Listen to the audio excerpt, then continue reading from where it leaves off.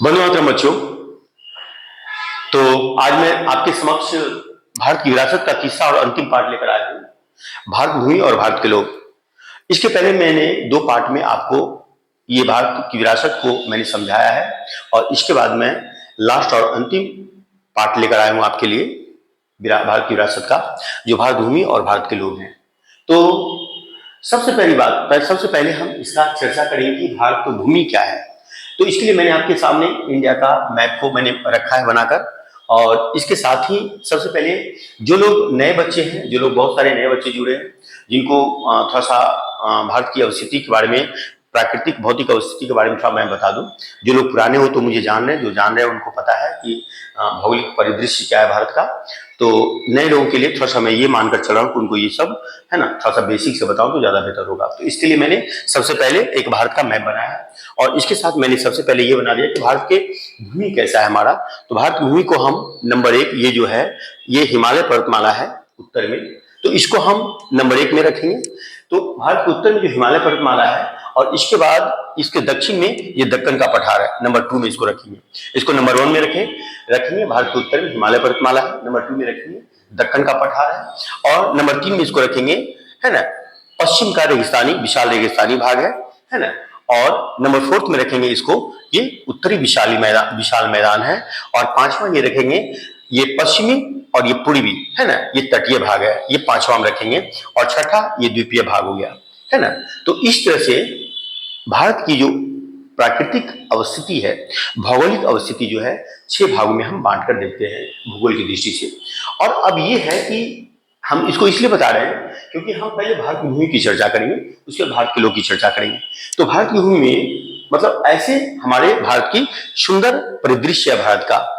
ऐसी स्थिति में अब क्यों नहीं भारत में आने के लिए विदेशी लोग ललायत होंगे। बताओ, यहाँ के रंग बिरंगी जो यहाँ के दृश्य है, वह दृश्य भारत विदेशियों को मतलब अपनी ओर आकर्षित करते हैं, वो लुभाते हैं, और इन्हीं रंग बिरंग दृश्य को देखकर बहुत सारे विदेशी लोग, बहुत सारे प्रजाति लोग भारत आए, और इनमें से आने के बाद यहाँ की समृद्धि को देखकर और भी वो ललायत हो गए। अब जब यहाँ पर आए तो उनमें से बहुत सारे प्रजाति भारत आए, जैसे निग्रिटो है ना, ऑस्ट्रेलाइड, द्रविड़, मंगोलाइड, आर्ज, और इसके बाद अन्य में है डिनारिक, आर्मेनियन और अल्पाइन। तो एक एक करके हम सबका चर्चा करेंगे। अब सबसे पहली बात है कि निग्रिटो जो है यह ऐसा माना जाता है कि निग्रिटो अफ्रीका के दक्षिणी पूर्वी भाग के रहने वाले थे, और वहां से वे बलूचिस्तान होते हुए इंडिया पहुंचे हैं। बलूचिस्तान ये जो इंडिया का पार्ट है, इसके पहले यहाँ पर ये पाकिस्तान था जो 1947 में बढ़ चुका है, तो यहीं पर ये बलूचिस्तान है। तो यहाँ से मतलब होते हुए यहाँ पर था अफ्रीका है ना, तो यहाँ से यहाँ पर साउथ अफ्रीका था है ना, यहाँ पर ये लक्षद्वीप इसको कर दिए, यहाँ साउथ अफ्रीका था, और यहाँ से होते हुए ये है ना बलूचिस्तान होते हुए इंडिया पहुंचे। तो हम कह सकते हैं कि निग्रिटो अफ्रीका के दक्षिण पूर्वी भाग के रहने वाले थे, और वहां से ये बलूचिस्तान होते हुए इंडिया पहुंचे। अब इनका कद काठी कैसा था, इसके बारे में चर्चा करते हैं। तो सबसे पहले हम ये देखेंगे कि वो देखने में कैसे थे। उनकी हाइट लगभग 4 से 5 फीट थी, और वो देखने में सांवला थे, इसके साथ उनके बाल घुंघरेले थे है ना, और तो इस तरह से उनको देखकर हम पहचान सकते हैं कि ये निग्रिटो है, ठीक ना। अब इसके बाद है ऑस्ट्रेलाइड। ऑस्ट्रेलाइड के बारे में हम ये कहना चाहेंगे कि ऑस्ट्रेलाइड जो है ये अग्नि एशिया के रहने वाले थे। अग्नि एशिया मतलब एशिया के दक्षिण पूर्वी भाग का रहने वाले थे, जहां पर जैसे मालदीव है, थाईलैंड है, म्यांमार है, ये सब दक्षिणी एशिया में मतलब अग्नि एशिया में पाया जाता है। तो यहां से रहने वाले थे। इधर यहाँ से हटाओ म्यांमार है, ये इंडिया के पूर्वोत्तर भाग में म्यांमार है ना, यहाँ पर आपका है ना इस तरह से मालदीव है, थाईलैंड वगैरह है, सुमात्रा है। तो इस जगह से लगभग अग्नि एशिया को कहा जाता है, इधर से यहाँ तक एरिया को। तो अग्नि एशिया से आए थे कौन, ऑस्ट्रेलाइड आए थे। अब ऑस्ट्रेलाइड देखने में कैसे थे, तो ये भी देखने में लगभग इसकी लंबाई भी 4 से 5 फीट की थी, और ये देखने में सांवला थे, और इसके साथ ही इनका चेहरा जो है सामने से पचका हुआ था, और नाक भी चपटा था है ना, और और इस तरह से ये देखने में इसके ऐसे थे, रंग रूप ऐसा था, है ना। ये ऑस्ट्रेलिया जो है आज भी मतलब हमारे, चूंकि हमारे देश में रहे तो आदिवासियों के रूप में तो हमारे देश में आज भी है, पहले भी थे। पहले में जो आदिवासी, इनका पूरा विस्तार भारत में हुआ था, जो मैं भी आपको बताऊंगा। तो ऑस्ट्रेलिया जो है ये बहुत ही तकनीकी ज्ञान वाले थे, मतलब ये उसमें भी इतने विकसित थे कि ये मिट्टी के बर्तन बनाना जानते थे, है ना। इसके साथ साथ ये सूती के वस्त्र बनाना जानते थे। ये एग्रीकल्चर पे निपुण थे। तो ये कुछ क्वालिटियां इनके अंदर थी, किसके अंदर, ऑस्ट्रेलिया के अंदर में, है ना। इनको निषाद भी हम कहते हैं। अब ये ऑस्ट्रेलिया जो है आज भी भारत में आज भी है, लेकिन आज भी भारत में इनका प्रसार लगभग उत्तर भारत में बहुत सारा है। जैसे हम आज भी देखते हैं भील जनजाति के रूप में, कोल जनजाति के रूप में, मुंडा जनजाति के रूप में, और इसके साथ साथ खांसी, जो कि असम में यहाँ खांसी, गारो खांसी जनता में खांसी बीच में है ना। और इसके बाद हम इसको निकोबार द्वीप के पास भी पाते हैं, यहाँ पर ये निकोबार है, यहाँ भी पाते हैं इसको हम। और इसके बाद ये म्यांमार के पास सटा हुआ है ना। और ब्रह्मदेश इसको कहते हैं, ब्रह्मदेश, यानी म्यांमार को, बर्मा को ब्रह्मदेश कहते हैं। तो यहाँ भी तो इतने स्थानों पर ये मतलब आदिवासी के रूप में पाए जाते हैं। इनको फिर से बार चर्चा करते हैं, कौन कौन, कोल, मुंडा, भील, है ना, और निकोबार में पाए जाने वाले, और इसके साथ खांसी है आदिवासी, ये सारे ऑस्ट्रेलिया थे। अब ये इनका निवास स्थान लगभग कहाँ था, तो इसका निवास स्थान आपका राजस्थान था, है ना, गुजरात था, महाराष्ट्र था, और इसके साथ साथ फिर हम देखेंगे, इसके साथ साथ हम देखेंगे लगभग बिहार में, है ना, ये एमपी में है, ये यहाँ पर यूपी में भी है, ये बिहार में है, यहाँ पर ये झारखंड में भी है, ये पश्चिम बंगाल में, और ये उड़ीसा में भी है। तो इतना जगह इनका प्रसार था। अब आते हैं द्रविड़। द्रविड़ के बारे में हम एक लाइन में ये कहना चाहेंगे कि द्रविड़ पाषाण युग के सहयोगी रहे हैं। पाषाण युग से मतलब इनका संबंध रहा है। और इसके साथ साथ भारत में जो हड़प्पा सभ्यता के संस्थापक थे, ये द्रविड़ थे, है ना। तो द्रविड़ जो थे, अब इतने मतलब सभी जितने भी प्रजाति थे उनमें से सबसे, हम अगर कहेंगे भारत का मूल निवासी थे तो द्रविड़ थे, है ना, जो हड़प्पा सभ्यता के संस्थापक थे। इसके साथ साथ द्रविड़ की समाज जो थी मातृसत्तात्मक समाज थी। और इसके बाद द्रविड़ प्रकृति प्रेमी थे। मतलब आज जो हम समाज में देख रहे हैं, संस्कृति में जो हम देख रहे हैं, कल्चर में जो हम देख रहे हैं कि आज अभी जो हम पूजा करते हैं, धूप का उपयोग करते हैं, दीप का उपयोग करते हैं, अगरबत्ती का प्रयोग करते हैं, दिए का प्रयोग करते हैं पूजा में, अभी गणेश पूजा चल रहा है, तो ये सब प्रयोग हम करते हैं। तो ये सारे द्रविड़ की ही देन है ना। और इसके अलावे भी द्रविड़ जो है प्रकृति प्रेमी भी थे। तो प्रकृति प्रेमी में ये पेड़ पौधों की पूजा करते थे, ये पशुओं की पूजा करते थे, ये पंछियों की पूजा करते थे। इसलिए बहुत सारे पशुओं का मतलब चित्र आपको अभी भी देखने के लिए मिलेगा पिक्चर्स में, मतलब तस्वीर में। जैसे दुर्गा माँ के देखो, दुर्गा माँ शेर पे सवार है। तो ये किसने चालू किया, ये किसने लागू किया, मतलब देश में लाया किसने, इस संस्कृति को किसने लाया, तो ये द्रविड़ ने लाया है ना। इस तरह बहुत सारे मोर हैं, आपका सरस्वती माँ के करीब रहते हैं मोर। तो बहुत सारे पशु पक्षियों को इन्होंने पूजा किया, उनको सम्मान दिया, प्रकृति को सम्मान दिया। अब जैसे पेड़ पौधों को इन्होंने सम्मान दिया, जैसे आज भी हम क्या कहते हैं कि पीपल का पूजा करते हैं, बड़ की पूजा करते हैं, आज भी हम क्या कहते हैं तुलसी की पूजा करते हैं। तो ये सारे पूजा जो है ये द्रविड़ों की देन है। अब इसके बाद क्या है ना, आर्य आए। तो आर्य आने के बाद क्या हुआ कि आर्य मध्य एशिया के रहने वाले थे, और ये गायों की खोज में इंडिया आए थे, और फिर यहाँ पर आए, यहाँ की प्रकृति इनको लुभाया, है ना, और यहाँ की समृद्धि भी इनको लुभाया। तो आर्य फिर यहाँ पर आए थे तो गाय की खोज में, लेकिन फिर यहाँ पर बस गए। आर्य में जो है, आर्य के जो निवासी थे जब यहाँ पर आए तो वो यहाँ पर हिंदू कहलाए, है ना। और यहाँ के रहने वाले को पहले तो ये आर्य कहलाए, तो आर्य से भारत का नाम आर्यावर्त पड़ा, और इसके बाद फिर हिंद पड़ा, हिंदुस्तान पड़ा, है ना। तो इस तरह से आज के लोग ही आज हिंदू, और हिंदू जो भी हिंदुत्व कहलाते हैं, हिंदुवादी, तो आज के लोग ही कहलाते हैं। आज जो थे वो थोड़ा सा प्रभावी व्यक्ति थे, है ना, लड़ाकू टाइप के व्यक्ति थे। तो वो क्या करते थे ना कि जब वो आए तो उत्तर भारत में, तो द्रविड़ पर उन्होंने अपना प्रभाव डाला, और द्रविड़ शांत प्रकृति के व्यक्ति थे, तो इन पर अपना प्रभाव वो बढ़ाते गए, और द्रविड़ पीछे हटता गया। और इस तरह से द्रविड़ पीछे हटता गया, आगे बढ़ते गए, और इस तरह से द्रविड़ पूरी तरह से दक्षिण भारत में समेटा कर रह गया। ये नर्मदा नदी जो है, ये भारत को दो भागों में बांटती है, उत्तर और दक्षिण। तो ये नर्मदा नदी जो है, इसके उत्तर में आर्य रह गए, और इसके दक्षिण में जो है ये लगभग द्रविड़ आ गया। द्रविड़ जो है द्रविड़ जो है ये आज जो हम तमिल बोलते हैं भाषा, तेलुगु भाषा का प्रयोग करते हैं, कन्नड़ भाषा का प्रयोग करते हैं, मलयालम भाषा का प्रयोग करते हैं। कहने का मतलब ये हुआ कि जो दक्षिण भारत में आपका तमिलनाडु है, केरला है, आंध्र प्रदेश है और ये कर्नाटका है, तो ये सारे मूल द्रविड़ तो यही है। मेरा कहने का मतलब ये हुआ कि मूल द्रविड़ यही है ना, जो आज के प्रभाव के कारण समेटाकर दक्षिण में आ गए और इनकी अपनी ये भाषा है। तो आज जो थे वो द्रविड़ से पूरी तरह से प्रभावित हुए और बाद में क्या हुआ, दोनों के साथ आपस में वैवाहिक संबंध हुए और फिर वैवाहिक संबंध के कारण दोनों का अपना संस्कृति का, कल्चर का आदान प्रदान हुआ और इस प्रकार आज जो है, आज समझ में नहीं आ रहा है कि कौन निग्रेटो है, कौन ऑस्ट्रलाइड है, कौन द्रविड़ है, कौन मंगोलाइड है, कौन आर्य है। इससे आपस में सबकी संस्कृतियां मिल गई और हम सब आपस में मिलकर एक साथ में रहना प्रारंभ कर दिए। तो इस तरह से आज भी प्रकृति प्रेमी बने, द्रविड़ से लेकर ये संस्कृति को। तो आज द्रविड़ से जो कुछ उन्होंने लिया, सारा कुछ आज भी प्रकृति प्रेमी बने। तो आज भी देखो, जितने भी पेड़ पौधे की पूजा कर रहे हैं, जैसे तुलसी की पूजा वो भी करते हैं, पीपल की पूजा वो भी करते हैं, हम लोग भी कर रहे हैं। तो पता ही नहीं चल रहा है कि अब कौन किसमें समाहित हो गए हम लोग, है ना। और ये कारण क्या है, ये वैवाहिक संबंधों का कारण।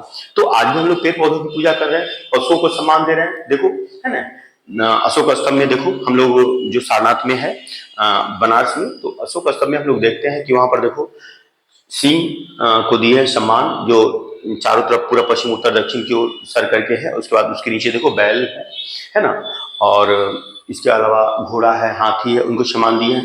तो ये कौन है, ये द्रविड़ से लिया गया और आर्य ने लिया, और आर्य ने लेकर क्या किया, पशुओं को और प्रकृतियों में पेड़ पौधों को सम्मान दिया। तो इस तरह से हम कह सकते हैं कि आर्य क्या किया, द्रविड़ से पूरी संस्कृति को एक्सेप्ट किया और इस तरह से आर्य भी अपना, लेकिन इनका समाज एक पितृ प्रधान समाज था, है ना। तो इस तरह से ये हुआ। अब रहा मंगोलाइड जो है, मंगोल जो है ये एशिया है। एशिया में अब तुम देखोगे ये है रसिया, है ना, और ये है चाइना, इसी के बीच में ये मंगोल, ये है मंगोल आपका, है ना। तो मंगोल ये है और ये है चाइना और ये है रसिया। तो ये मंगोल रसिया और चाइना के बीच में है। अब यहां से ये जो है, यहां से तिब्बत, यहां से ये जो है तिब्बत होते हुए ये सिक्किम, और सिक्किम तिब्बत होते हुए यहाँ पर ये इंडिया में आए। तो सिक्किम में बस गए, है ना, तिब्बत में बस गए, आपका असम में बस गए, उत्तरी असम में, है ना, उसके बाद पश्चिम बंगाल में बस गए, उड़ीसा में बस गए। तो इस तरह से मंगोलाइड आकर यहाँ बस गए। मंगोल रहने वाले कैसे थे, तो मंगोल जो है उनका अगर हम चेहरे की बात करें तो वो देखने में पीले होते हैं और उनका शरीर, चेहरा जो है चपटा हुआ होता है, गालें उभरी हुई होती है, निकली हुई होती है और आंखें बेदाम के आकार का होता है। तो हम आज जो भी, मतलब कहने का मतलब ये कि आज जो भी हम मतलब अरुणाचल प्रदेश में देखेंगे, असम में देखेंगे, ये सारे, है ना, बहुत सारे नेपाली को भी देखते हैं, तो ये सारे कौन है, ये सारे मंगोलाइड हैं। तो इस तरह से सारे हम भारतीय लोगों का वर्णन कर रहे हैं। अब इसके अलावा अन्य थे, कौन कौन, डिनारिक थे, आर्मेनियन थे और अल्पाइन थे। तो डिनारिक, आर्मेनियन और अल्पाइन ये सारे मध्य एशिया के रहने वाले थे।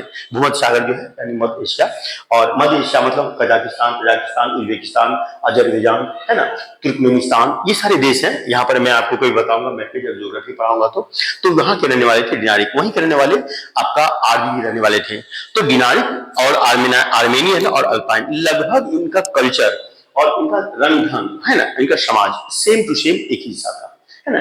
तो हम कह सकते हैं इस प्रकार से कि भारत भूमि के बारे में मैंने आपको बता दिया। इसके अलावा मैंने बताया आपको कि भारत के लोग लगभग, जैसे हमने कहा आपको कि द्रविड़ तो मूल निवासी थे भारत के, है ना, और मैंने इसके बारे में चर्चा भी किया कि द्रविड़ पाषाणी के साथ साथ पाषाणी के सहयोगी थे। इसके साथ हम ये भी बताया आपको कि द्रविड़ जो है हड़प्पा सभ्यता के संस्थापक भी थे।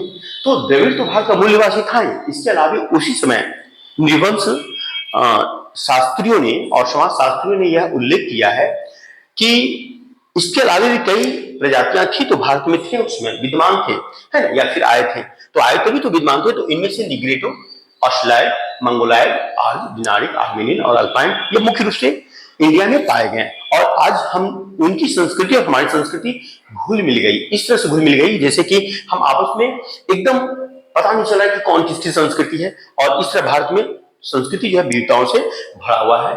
तो इस तरह से भारत भूमि और भारत के लोग की चर्चा हमने आपके सामने कर दिया। अब सवाल ये है कि इसके अलावा ये है कि भारत के जो हमारा संस्कृति है, जो विरासत है, उसकी देखभाल और उसका संरक्षण कैसे करेंगे, तो इसके बारे में थोड़ा सा चर्चा हम आपको कर देते हैं।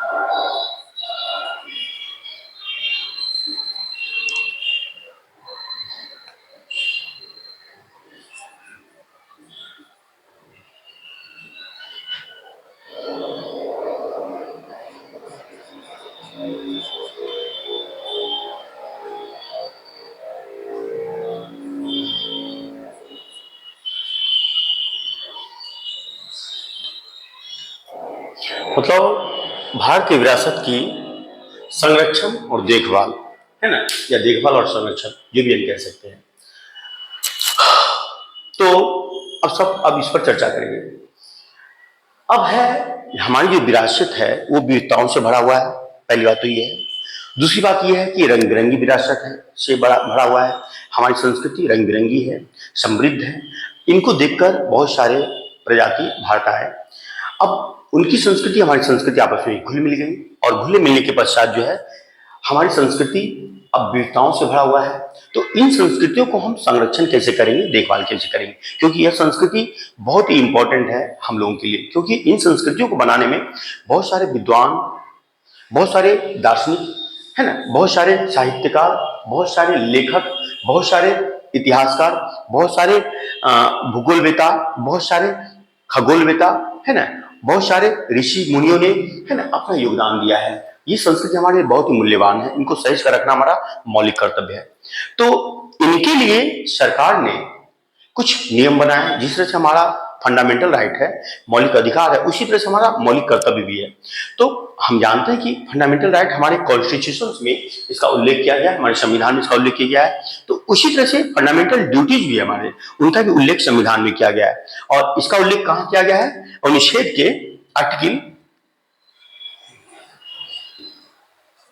आर्टिकल यानी अनुच्छेद के 51 के को में इसका उल्लेख किया गया है ना। 51 को में आपका है 6, 7 एंड 9 में, है ना, एंड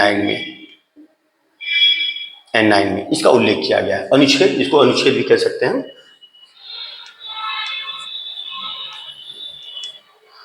तो अनुच्छेद, है ना, अनुच्छेद 51 के को में जो हमारा जिसका उल्लेख किया गया है मौलिक अधिकार, मौलिक कर्तव्य के,